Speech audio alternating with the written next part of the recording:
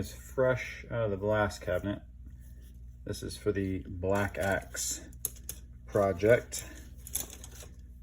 And in most cases, I just use these dowels. They work really well to set my paint stuff up with. So almost everything has holes in it. It works really well. You just get everything locked in there and start stacking it up. So this is how I begin my process. Clearly, once something's been blasted, it's really important that you keep it clean. So you don't want to get your skin on it. So I always have a glove on anything that touches raw metal. And that just helps ensure that I don't get my oils from my skin into that raw metal and contaminate the paint.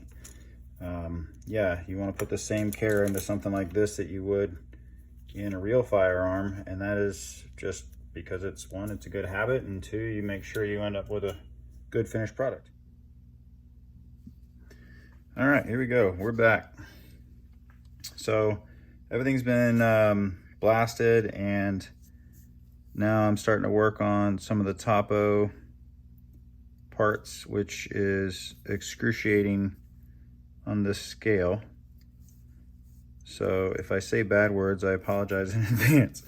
So anyways, we run stencils, lots and lots and lots and lots of stencils. The goal is to lay out a nice topo pattern and all the pieces and parts. This guy right here, part of this EOTech, is actually getting a section of the Black Axe logo, and then we have the Black Axe logo. Now this is going to get topo laid in with it, and then here we just have a portion of the logo. Basically the idea is, in this tiny little model, trying to get the feel of Black Axe Outdoors. So I'm hoping that when this is done, we're gonna have golds and grays in here, believe it or not, and you'll get that like foresty feel. So anyway, this is kind of where we are right now, and pick back up and I'll keep adding the rest of the stencils to these parts. And then I haven't quite figured out what to do with the mag yet. We'll get to that. And then we'll come back when we got some more color down. Thanks. All right, so for those of you who are following along, just give you an update on where we are. So we're doing a little bit of a gradient here with the gold. You can see it's gonna fade down into that dark gray. So after doing all our stencils, we went ahead and put a gray base, and then I've come back through it with the gold, and the gold is gonna be a little gradient throughout. And now I'm gonna lay some little camo stencils. You can see there's logos blended in there, and some camo stencils will lay right over that. So as you can see, we've gone a little further, now adding all of the micro camo. This is the first layer of camo. We're just going to be going back over with this a dark gray gradient, one more layer of camo, and then we'll do a black gradient over that. All right, so we have gotten all of our layers done. We added another layer of camo, and then I threw down a couple of quick light gradients with a little touch of gold and a little touch of dark gray.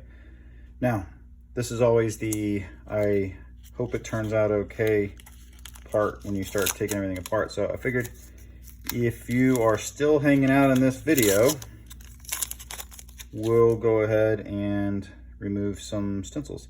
I like to leave this bottom part black, and then of course we're going to add the back on, and it'll be black. Laying stencils in there gets a little tedious, and they very rarely ever lay down completely flat. So we're going to go ahead and try to remove these stencils. So I'm going to start removing all of these, and then I'll come back and show you what this all looks like after I remove the stencils.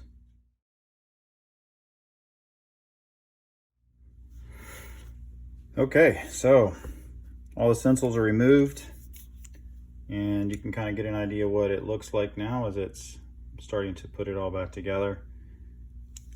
The topo stands out really nice in the black. You can see the kind of the gold accents reflecting in there. So I figured I could at least lay it together, and you can get a general idea what the finished product is going to look like. So if you want to stick around for this, you're welcome to.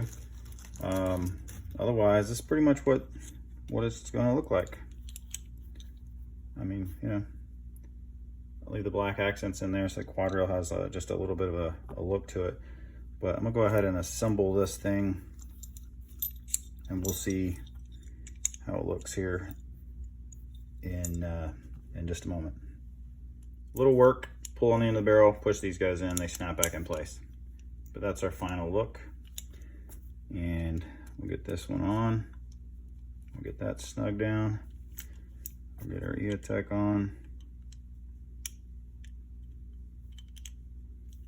That just spun around on me. Make sure you get the flat side of that in if you don't already, so that your bolt sits properly.